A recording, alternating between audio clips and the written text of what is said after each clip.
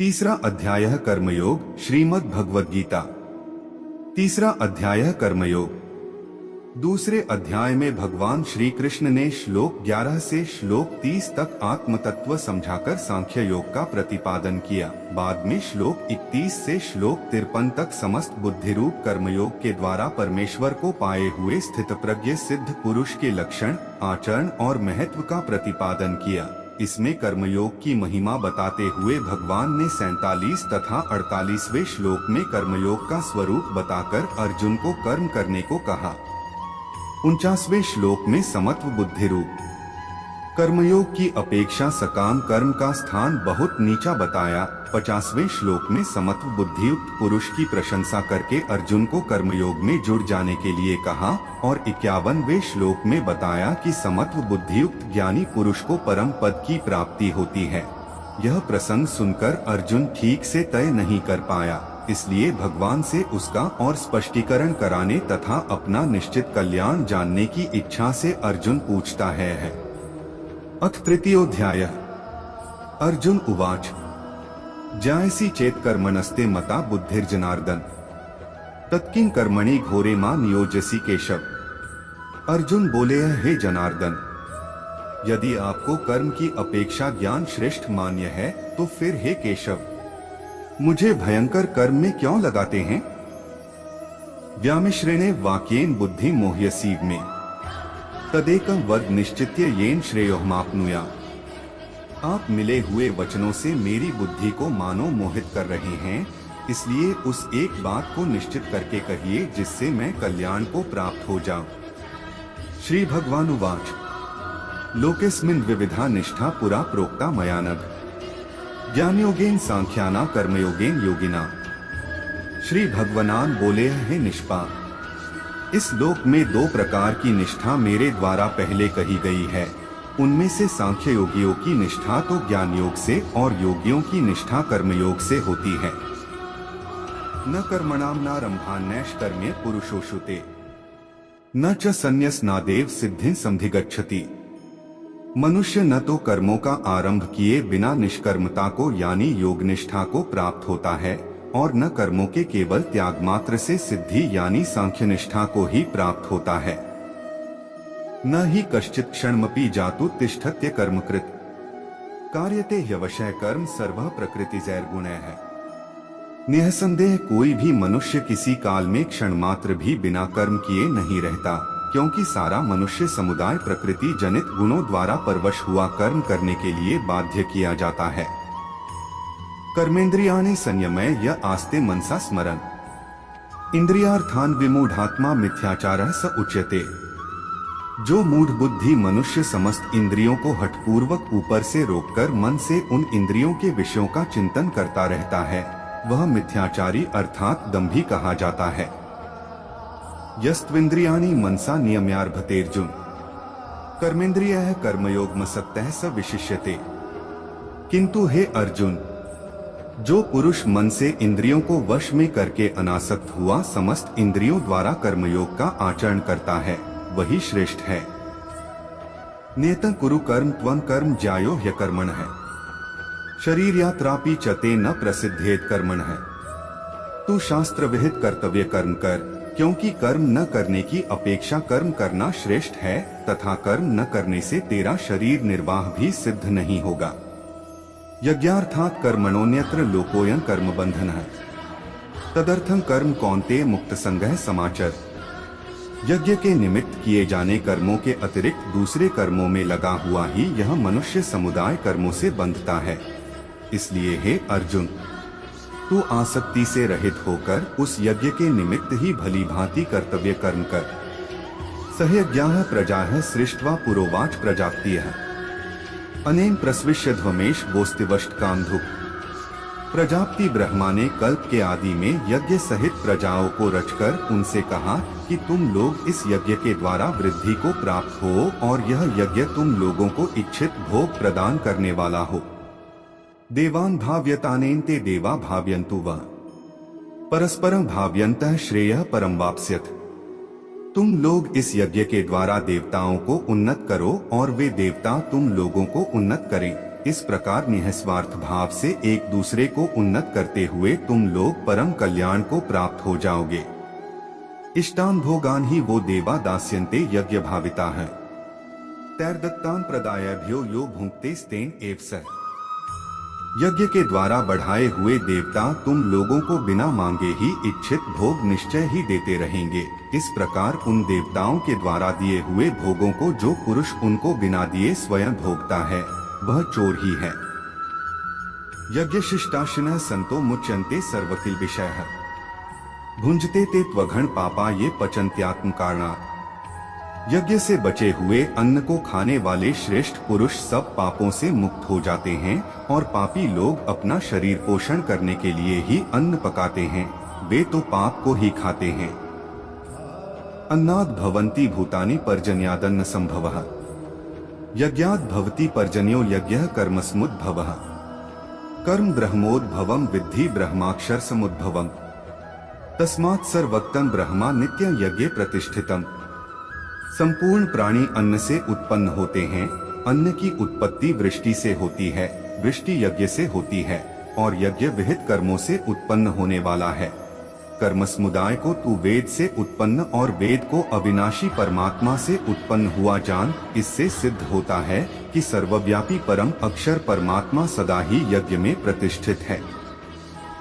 एवं प्रवर्तितम चक्रं नानुवर्तयति ह्यः। अघायुरिंद्रियारामो मोघ पार्थ सजीवति।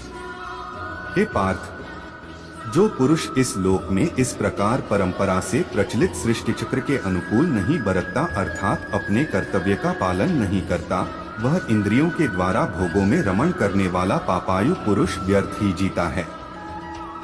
यस्त्वात्मर्तिरेव स्यादात्मतृप्तश्च मानवः। आत्मन्येव च संतुष्टस्तस्य कार्यं न विद्यते। परंतु जो मनुष्य आत्मा में ही रमण करने वाला और आत्मा में ही तृप्त तथा आत्मा में ही संतुष्ट है, उसके लिए कोई कर्तव्य नहीं है। नैव तस्य कृतेनार्थो नाकृतेने कश्चन न चास्य सर्वभूतेषु कश्चिदर्थव्यपाश्रयः। उस महापुरुष का इस विश्व में न तो कर्म करने से कोई प्रयोजन रहता है और न कर्मों के न करने से ही कोई प्रयोजन रहता है तथा संपूर्ण प्राणियों में भी इसका किंचन मात्र भी स्वार्थ का संबंध नहीं रहता। तस्मात् सक्तः सक्तं कार्यं कर्म समाचर असक्तो ह्याचन कर्म परमाप्नोति पुरुषः। इसलिए तू निरंतर आसक्ति से रहित होकर सदा कर्तव्य कर्म को भली भांति करता रह, क्योंकि आसक्ति से रहित होकर कर्म करता हुआ मनुष्य परमात्मा को प्राप्त हो जाता है। कर्मणैव हि संसिद्धिमास्थिता जनकादयः। लोक संग्रह में वापी संपश्यन कर तुमर्हसि। जनकादि ज्ञानी जन भी आसक्ति रहित कर्म द्वारा ही परम सिद्धि को प्राप्त हुए थे। इसलिए तथा लोक संग्रह को देखते हुए भी तू कर्म करने को ही योग्य है, अर्थात तुझे कर्म करना ही उचित है। यद्यदाचरति श्रेष्ठस्तत्तदेवेत्रो जनः स यत् प्रमाणं कुरुते लोकस्तदनुवर्तते। श्रेष्ठ पुरुष जो जो आचरण करता है, अन्य पुरुष भी वैसा वैसा ही आचरण करते हैं। वह जो कुछ प्रमाण कर देता है, समस्त मनुष्य समुदाय उसके अनुसार बरतने लग जाता है। न मे पार्थास्ति कर्तव्यं त्रिषु लोकेषु किंचन नान्वाप्तं वाप्तव्यं वर्त एव च कर्मणि। हे अर्जुन, मुझे इन तीनों लोकों में न तो कुछ कर्तव्य है, न ही कोई भी प्राप्त करने योग्य वस्तु अप्राप्त है, तो भी मैं कर्म में ही बरतता हूँ। यदि यह न वर्तें जातु कर्मण्यन्द्रितः मम वर्तमानुवर्तन्ते मनुष्याः पार्थ सर्वशः। क्योंकि हे पार्थ, यदि कदाचित मैं सावधान होकर कर्मों में न बरतूं तो बड़ी हानि हो जाए, क्योंकि मनुष्य सब प्रकार से मेरे ही मार्ग का अनुसरण करते हैं। उत्सीदेवरी में लोका न कुर्या कर्म चेदहम संकरस्य च कर्ता स्यामुपहन्यामिमाः प्रजाः।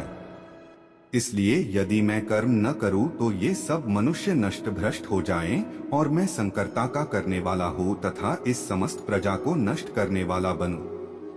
सक्ताः कर्मण्य विद्वांसो यथा कुर्वन्ति भारत कुर्याद विद्वांस तथा सक्तश्चिकीषु लोक संग्रहें। हे भारत, कर्म में आसक्त हुए अज्ञानी जन जिस प्रकार कर्म करते हैं, आसक्ति रहित विद्वान भी लोक संग्रह करना चाहता हुआ उसी प्रकार कर्म करे। न बुद्धिभेदम जनेद ज्ञाना कर्म संगिना जोशेत सर्व कर्माणि विद्वान युक्त समाचरण।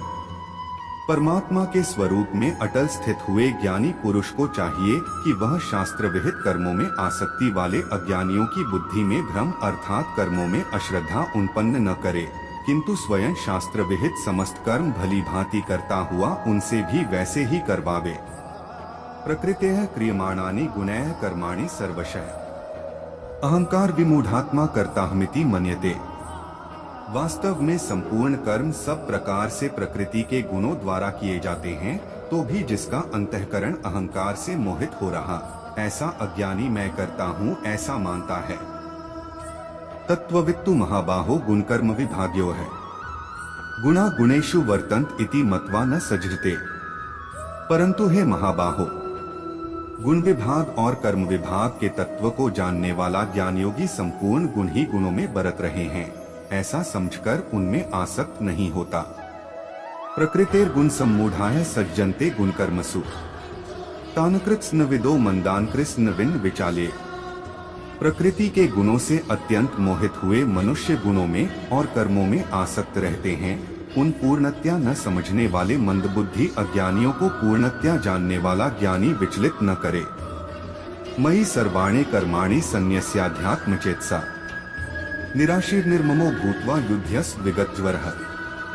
मुझ अंतर्यामी परमात्मा में लगे हुए चित्त द्वारा संपूर्ण कर्मों को मुझ में अर्पण करके आशारहित, ममता रहित और संतापरहित होकर युद्ध कर। ये में मतमिदं नित्यम नुतिष्ठन्ति मानवा है। श्रद्धावंतों सुयंतो मुच्यन्ते तेपि कर्मभिः। जो कोई मनुष्य दोष दृष्टि से रहित और श्रद्धायुक्त होकर मेरे इस मत का सदा अनुसरण करते हैं, वे भी संपूर्ण कर्मों से छूट जाते हैं। ये त्वेतद्भ्यसूयन्तो नानुतिष्ठन्ति में मतम सर्वज्ञान निमूढ़ांस्तान विद्धि नष्टान चेतसः। परंतु जो मनुष्य मुझ में दोषारोपण करते हुए मेरे इस मत के अनुसार नहीं चलते हैं, उन मूर्खों को तू संपूर्ण ज्ञानों में मोहित और नष्ट हुए ही समझ। सदृशं चेष्टते स्वस्याः प्रकृतेर ज्ञानवान्ति प्रकृति यान्ति भूतानि निग्रह की करिष्यति। सभी प्राणी प्रकृति को प्राप्त होते हैं, अर्थात अपने स्वभाव के परवश हुए कर्म करते हैं। ज्ञानवान भी अपनी प्रकृति के अनुसार चेष्टा करते हैं, फिर इसमें किसी का हट क्या करेगा। इंद्रिय सेन्द्रिय स्यार्थे रागद्वेषौ व्यवस्थितो तयोर्न वशमागच्छेतो यस्य परिपंथिनो।